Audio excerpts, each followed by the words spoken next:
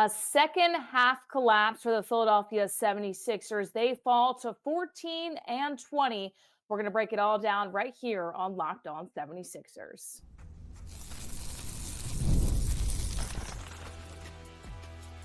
You are Locked On 76ers, your daily Philadelphia 76ers podcast, part of the Locked On Podcast Network, your team every day. What's going on, everybody? Welcome to Locked On 76ers. We're your hosts, Keith Pompey and Kayla Santiago. And before we get into the 76ers collapse, we have to tell you about FanDuel. From big upsets to game-winning drives, the NFL playoffs are better with FanDuel. New customers can bet $5 and get $200 in bonus bets guaranteed.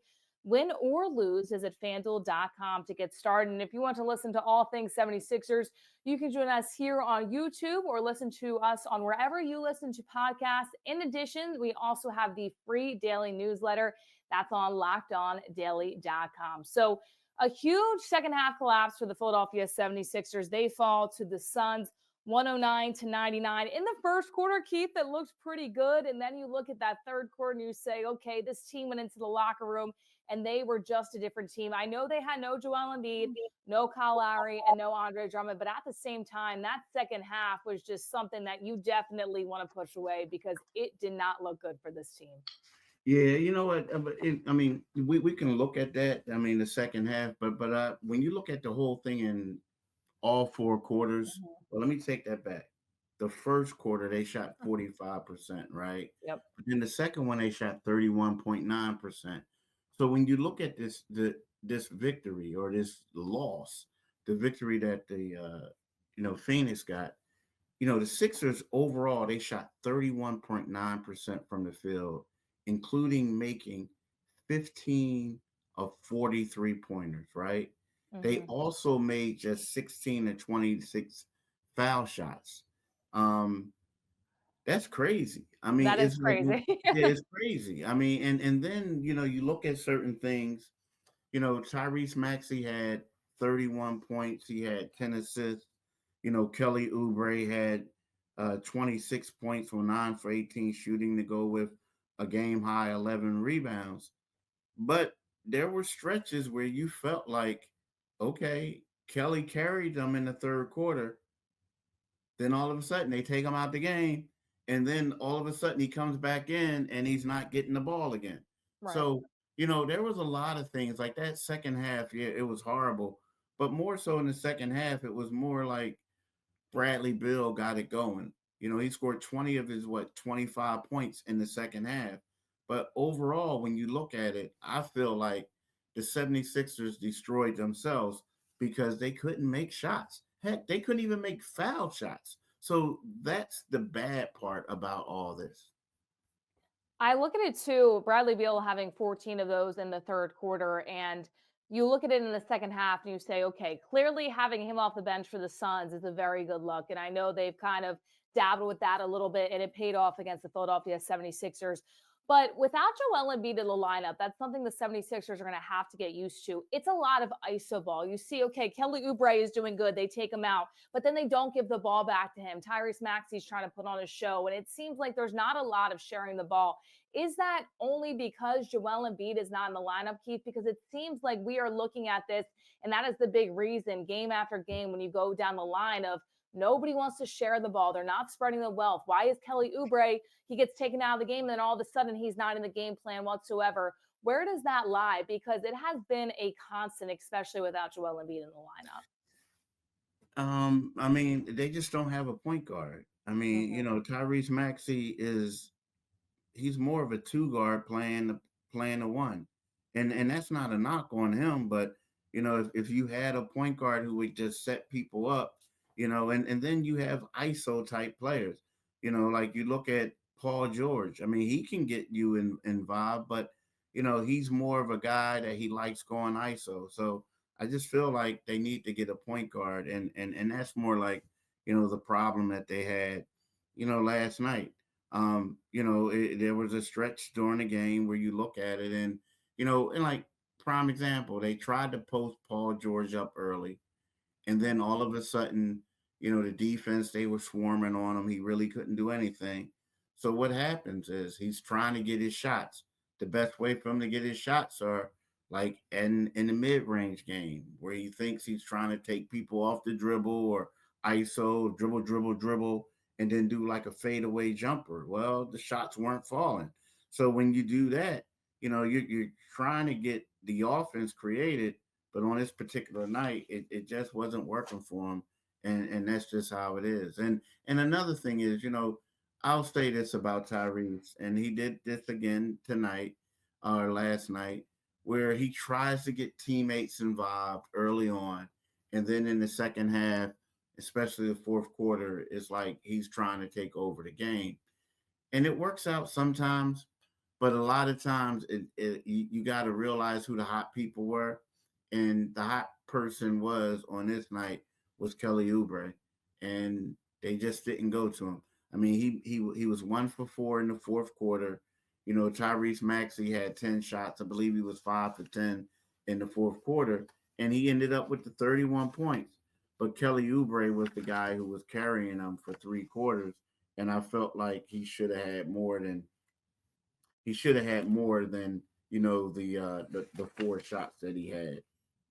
Yeah, Tyrese was 5 for 10. He was one. So I'm not going to argue. I mean, like Tyrese he made 4 threes. He did a lot of things, but like you said, the ball just wasn't moving. And Tyrese is a really good player, and I'm not going to knock him for trying to take over the game and come back when they're down and everything like that. But at the same time, it can't only be Tyrese Maxey. And I think he needs to start realizing that out of all people right now, because you look at somebody like Kelly Oubre in that third quarter, you know how he plays against teams that he was on prior, right? So he has a little bit of that vengeance. He gets all hyped up. He was the energy of the team. He got fouled and was pumping his chest, going to the line, trying to get everybody else involved. He was bringing the energy to the squad, and then they go away from him. I mean, we've touched on them not having a point guard. Of course, Sharon McCain not really going to come back until maybe the playoffs later on if we look that far. But also, we've talked about trades. We've talked about people they can bring in. If this is the team they have going forward, Keith, what do you think that they need to do to figure out how to get that chemistry blooming a little bit? Because it has been tough. And I know Tyrese Maxey is not the traditional point guard, and you can't always rely on somebody like Kyle Lowry or anything like that. But this might be the team that we see going forward. And it continuously has been the same problems over and over and over, especially with no Joel in the lineup. Yeah, I mean, I think they need. Well, first of all, the thing is, they got to make shots. I mean, you got to make shots. Uh, I mean, and you got to make foul shots. I mean, these are professional athletes, like, and I get it. It's one of those things where Joel Embiid didn't play, but it just seems like it's too often where we look at the box score and they're shooting 16 for 26 from the foul line, or 61%. You're shooting like 30 something percent on threes, if not worse than that. You're shooting less than 40% from the field. All that happened, and you can't win games that way. You just can't. But part of the problem is, like, I do think on this night, and we'll touch about it more, but you lost your rim protectors. Like, I mean, you got two guys. Like, think about it. Paul George, who is 6'9" or 6'8", is the third tallest player on the team. He didn't play. So Right. what happens? What happens is whatchamacallit had 40 points in the paint. They had 13 fast break points. They had 8-second chance points. But the thing that got me was they got 40 points in the paint. But then also another thing that killed them that they got to work on is defensively. They left Kevin Durant wide open from the corner the whole game, it seemed like. Well, in the fourth quarter. And he was just torching them. So those are things that they got to work on. I would agree. And listen, KD is one of the best scorers of all time to ever grace the game of basketball, but still defensively, you got to figure out the guy that's going to do that in the fourth quarter, because even if he's not doing that through the first half, he's going to light up at some point. That is the player that he is. and the Philadelphia 76ers just could not defend that later on. But we're going to talk about that second half collapse a little bit more, look at those numbers, because in the first half, it looked like the 76ers might have been on their way to an upset, really competing, trying to go out there and compete without three guys. And then in the second half, the numbers just started to fall. So we'll get to that in just a moment right here on Locked On 76ers. And the NFL playoffs are here, and you can check out the biggest games and the lines right at FanDuel, America's #1 sportsbook. So when you get a hunch in the middle of the game, you can check out the latest stats, view live play-by-play, and so much more on the same page where you place your bets. You'll get started with $200 in bonus bets guaranteed when you place your first $5 bet. That's at FanDuel.com. Make sure you visit FanDuel.com today. And we've got some Ravens and Steelers action. If you want to place your bets right now, make sure you head over to FanDuel. That game is on Saturday at 8 p.m. And right now, the Ravens are -9.5 favorites. So if you want to hit that line, you can go over to FanDuel.com right now. Once again, these bets do change throughout the day, and it might change throughout Saturday. So if you believe the Ravens are going to come out on top -9.5, make sure you head over to FanDuel right now. That's America's #1 sportsbook. Make sure you head over to FanDuel.com. There's no better place than FanDuel to do so. All right, so the second half collapse, the numbers from the first half we look at after looking at that first quarter, I mean, they started off really hot, but this is why you need to play 4 quarters of a basketball game, especially in the NBA. So you look at it, Kelly Oubre is starting out hot. He had a pretty good game all around. You look at Yabusele, Maxey early on. The 76ers started out hot, starting 4 for 4 shooting from the field. And then you look at the third quarter, 3 for 14 in the field, 1 for 8 from beyond the arc, 2 for 7 from the foul line, which we touched on a little bit earlier. I mean, Keith, how did this unravel? What happened here for the Philadelphia 76ers? Because in the second half, they just seemed to lose all their shooting. And you alluded to it earlier on. They have to make shots in the second half. They just were not falling. Yeah, there was a stretch. There was a stretch in the third quarter when things, like you said, really started to unravel. Um, you know, it was crazy. I mean, I think that at one point the other team went on. The Suns went on like a 17-5 run. I mean, it was ridiculous. And you look around, like the Sixers at that particular time, they were like 1 for 8 on threes. Mhm. They had a couple turnovers. They were 2 for 7 from the foul line, and they were shooting like 30%. It was really bad. And when you look up, and like I said, that team went on a big run, and they ended up with like a 15-point lead. But Kelly Oubre tried to bring them back, and he did. And he pulled within 5 points at the end of the 3 quarters because he hit a three. He also had like 13 points at that time in that quarter to bring them back. But like again, we talked about it. I felt like in the fourth quarter, he didn't get the ball enough. It's hard to argue with Tyrese Maxey, the numbers he put up, but Right. like you alluded to, there was no ball movement. And then also another thing is you look at it, Bradley Beal, he came alive. You also look at, Devin Booker. He was someone who was struggling mightily. Now he shot a little bit better in the second half, but he did get to the foul line and he ended up with 8 points. So and another guy who dominated in the second half was Kevin Durant. He shot 6 for 7. So when you look at this, the Sixers couldn't make shots, but the Phoenix Suns shot 64.1% in the second half, and they shot 60% on threes, 9 for Mhm. 15. So right then and there, you combine poor shooting by the Sixers and dominant shooting by the Suns, and that was the difference in the game.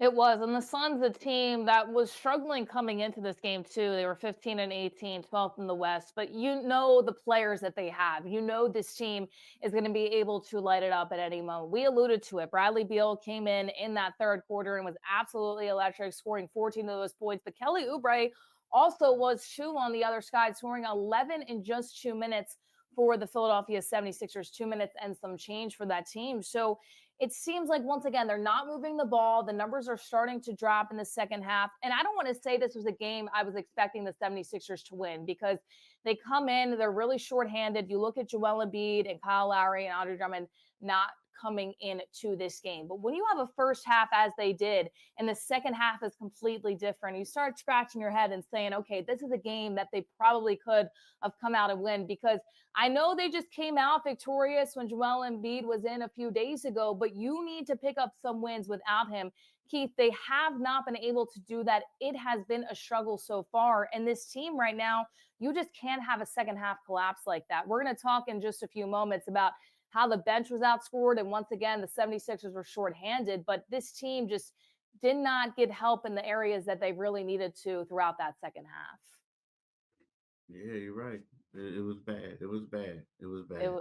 it was bad. And I know we talked about a few days ago, I kind of gave them some credit. And I said, well, they just had a bad performance. They didn't have a lot of effort. And you said, no, this is a bad Nah, they're not team. that. And right They're a now, bad team. they're looking like a bad team. And this is more Yeah. proof of it, right? Because they can't play without their star player. Even when they do, they beat up on the bad teams. But you look at a Suns team that you had an advantage of early on, trying to come out with the win. And I know people are going to say, well, there's a lot of negative talk. The 76ers are 14 and 20 Mm. people.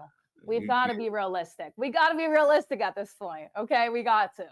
well, and here's They, something else. Like, I mm-hmm. mean, like Paul George is struggling. I mean, he Yes. had another Still. bad night. I Mm-hmm. mean, Paul George he had 13 points on 5 for 18 shooting, right? And, you look at it and you say to yourself, you know what? At first it was the hyperextended knees, right? Then it was, okay, Joel Embiid. How does he get to play good with Joel Embiid? There was a point where he played well without Joel and he struggled with him. Now Mm-hmm. he's playing poorly without Joel too. So that's something that you really got to figure out. And he talked about that too. Like he really talked about that. And he asked him if how do you get going? And he said, I just got to keep shooting. I think just try to find rhythm here. I thought I was getting into a good rhythm on the road. Just find the rhythm here. That's it. He said, once I find a rhythm here, kind of settle myself, have an expectation of what I need to play, once I get that. And then he also said, he talked to Nick Nurse about it. He needs to read what's going on a little bit better. But, to me, this is concerning because, Paul George is shooting 41.4% from the field, which is the lowest of his career, right? The Mm-hmm. lowest of his career. So, that this is a major factor. The fact that you got him, this guy was the top free agent on the market. You bring him in, and he's struggling to make shots. And this is something that the Sixers got to improve quick, fast, in a hurry. And I look at Paul George too, and I don't want to get too off track with the game here, but also, is there any situation, Keith, where you think that they look to at that trade deadline to possibly give somebody else that contract? Now, I know nobody is going to want it because it is a big one, and the 76ers brought him in, but it is January now, and we were still talking about the same issues that we have been talking about since the beginning of the season. It just hasn't gotten better. What are your thoughts in terms of his production, and the Philadelphia 76ers might look away from it? I don't think so because of the contract, but I want to hear what you have to say. Yeah, but who are you going to bring in? Like, you know what I Right. mean? That's the People problem. people I say mean, Paul George, Jimmy Butler swap, but I think you're going to have nah. the same I issues with Jimmy mean, Butler in yeah, this lineup yeah, too, yeah. people. Let's be realistic. Yeah. If Jimmy comes, Maxey just going to have to give up the ball, Right. right? I Yeah, we mean, don't see that so happening. yeah, so I mean that's the problem. I mean, yeah, I mean you can get rid of them. I mean, people may want to, but it's like right now, if you're trying to get rid of them, people are like, okay, so what kind of draft picks you got that you're going to give them? give with him. I mean, because he's struggling right now, and I Yeah. don't think they have that. But nah, I don't know. I still think it's kind of early, Mhm. and I get it. He's played in 25 games or whatever, but I Right. still think it's kind of early. I do. I still think it's early. I said earlier on in the month of January that I kind of wanted to see Paul George develop and to be more of a consistent player for this team. I'll still give him a few more weeks, but we're going to wait and see how it really projects here because PG just has not been lighting it up and he needs to for this team because they are struggling right now. Once again, they fall to the Suns. But something that also struggled was their bench scoring. Once again, they were a little bit shorthanded, but we're going to touch on that coming up because for the Suns, it was working out to their benefit, especially in that second half. And you can now win up to 100 times your money on prize picks with as little as 4 correct picks. Prize picks is the best way to get action on sports in over 30 states, including California, Florida, Georgia, and Texas. Prize picks is the only real money daily fantasy platform with an injury insurance policy so your lineups stay in play. Even if one of your players gets injured, if your player leaves in the first half and doesn't return, Prize Picks keeps your lineups live. Prize Picks is the best place to get money on your real sports picks and all the action in sports as well. Prize Picks invented the flex pay, which means you can still cash out if your lineup isn't perfect and you can double your money as well, even if one of your picks does not hit. Download the app today and use code Locked On NBA. Once again, that's Locked On NBA to get $50 instantly after you play your first $5 lineup. Once again, that's Locked On NBA. Make sure you go check it out today. All right. So the bench being outscored. And Keith, when I heard this number and looking at this game, 54-7. 54-7. Just let that sink in, people. Now, once again, the Suns have Bradley Beal coming in. He put up a high clip for them, and he was a big source of their offense in the second half. But they're not going to win games like that. And 54-7 is a crazy number to look at for this team that really needed that in the second half when the Suns started coming back. Yeah, and that's a tough one because you already knew that they. I mean, you got Bradley Bill, a three-time All-Star, Right. Nurkic, who's a starter in this league, Grayson Allen, who's a starter in this league. Maybe not with this team, and even Nurkic and Bradley Bill. These were two guys who were starters up until this game. But then you look at the Sixers, right? And again, I get it, it's a bad number, but we got to be real right now. So what you had Reggie Jackson, a guy who rarely plays. He's starting to play now, right? Jeff Doughton, who's on a two-way, and he got first half minutes, right? Adem Bona, a guy who only played because the two centers didn't They're play, out. Yep. right? Justin Edwards, another guy on the two-way who's starting to get some minutes, but he's only getting minutes because they're depleted right now.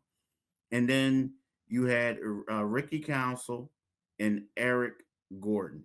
So Ricky Council only played 2 minutes and 35 seconds, and Eric Gordon is the three-point shooter, and he only had one shot attempt. So to me, it looked like you had two guys on a two-way who played.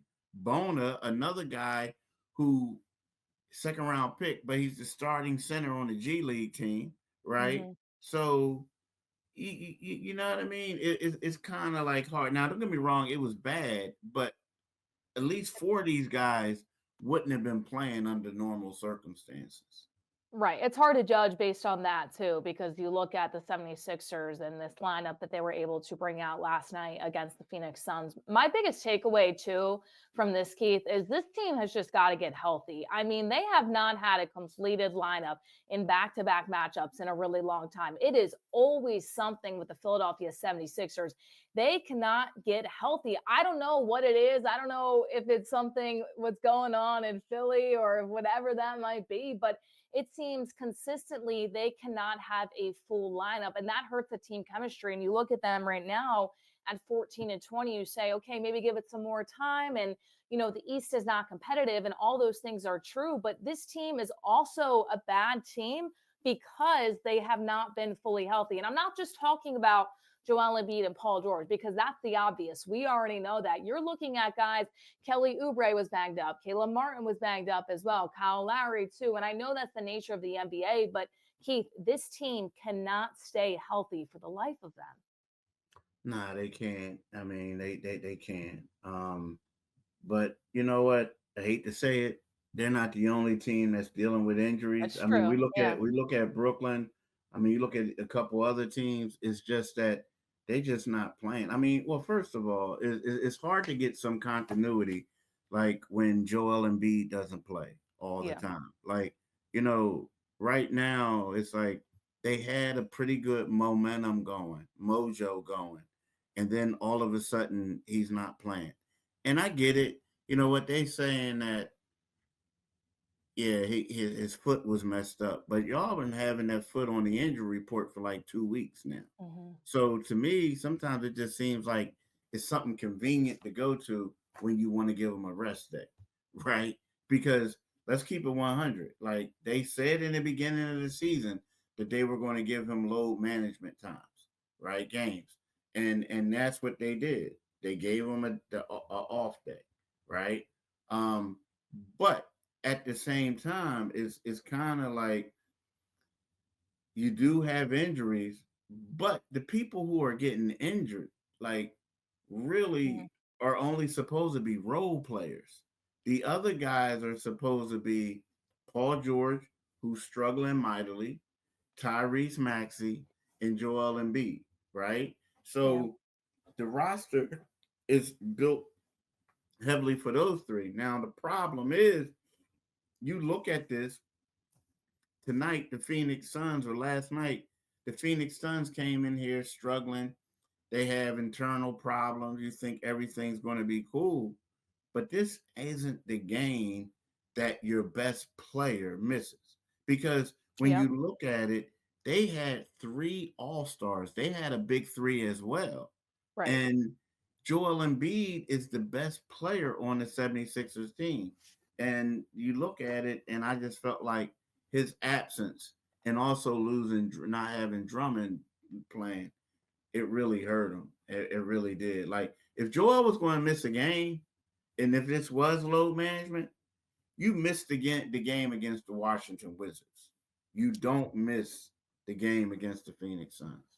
I have to ask you on that point too, because we didn't get a chance to talk before the game. When I saw that Joel Embiid was out, I don't know if I was surprised as much as it's disappointing, because you're saying, okay, this is not a back-to-back. Is there an injury there? If there is, okay, then sit out. But you're talking about you just played, and now all of a sudden you got to be out again. Why not just sit out against the Wizards? That's a team that the 76ers can beat with a Paul George, with a Tyrese Maxey, and a lower scale roster if players have to sit out. But for whatever reason, it is just disappointing that Joel Embiid cannot play against the Suns. And I'm not saying that a player should play injured, and I understand the load management, but Keith, the 76ers are taking it to a whole nother level right now with Joel Embiid. What was your reaction before the game when on the injury report you see, all right, well, Joel is going to be officially ruled out for this game?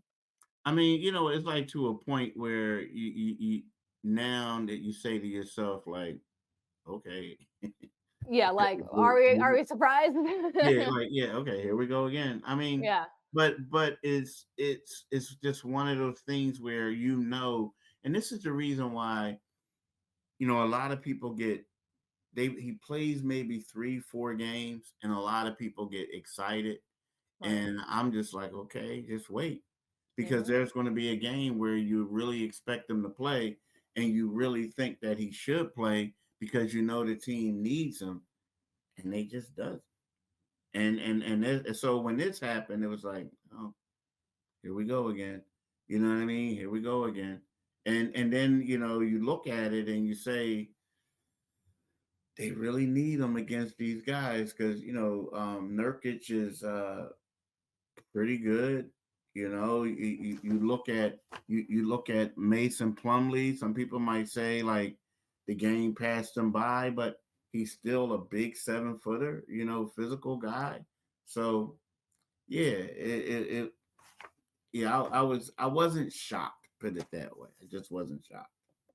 They need him to win these games. And I think if you're Nick Nurse and you're this coaching staff and you're sitting there and the medical staff, and I know there's probably a lot that is up to Joel Embiid at the end of the day. We don't know it from that point of view, but at the It's end up of to the him. day, It's you up. you got to say, if you're Joel Embiid, if you're a competitor, you got to say, okay, why wouldn't I play in the Suns game? Why wouldn't I play against Kevin Durant? You look at a Bradley Beal and a Booker. Let me sit out during the Wizards game where my team has an actual chance of winning without me. That's a winning mindset. And I don't want to say that Joel Embiid necessarily is just sitting out to sit out and whatever this may be. I know that people say he's done a lot for the city and he's played injured, but at the same time, if you get to pick and choose when you play and it's not a back-to-back, what are you doing sitting out against the Suns? Seriously. I mean, that Yeah, there's no excuse for that. and also saying a lot for this city.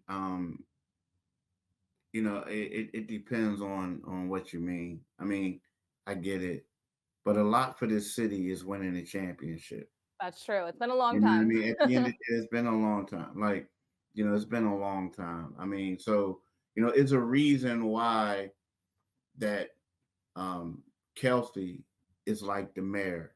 You know what I Yeah. mean? He'll always be beloved. There's a reason why Dr. J will always be beloved. There's a reason why Jimmy Rollins and people like that will always be beloved because they won a championship. And the thing is, and I get it, when you say I did a lot for this city, you played injured, you did other things, but there are going to be some people out there that say, bruh, at the end of the day, you're going to make over $500 million. You're Hmm. like, bruh, at the You end got of to the play. day, at the end of the day, you didn't get past the second round. Right. So, you know what I Hmm. mean? So we all say like, yeah, they did a lot for this city, but the people in the city, they want championships. They don't want second round exits. That they do not. And that was the whole point of bringing Paul George in with this big three. And we haven't seen the big three come together just yet. So we're going to wait and see for this team. That has been really the mantra of the season right now. My biggest takeaway is that Joel Embiid needs to play if he can, if it's not a back to back. And he needs to pick and choose better what games he can play. You play against the Suns and maybe you sit out against the Wizards, not the other way around, Joel. So you got to see that going forward if you're the Philadelphia 76ers, because the big second half that was not in their favor, and they fall 109-99 and drop to 14-20 on the season and currently sit out of the play-in picture right now in the Eastern Conference, which could change throughout the season. Well, thank you all so much for tuning in to Locked On 76ers. For Keith Pompey, I'm Kayla Santiago saying so long. We'll see you next time, and thank you all so much for tuning in. Peace.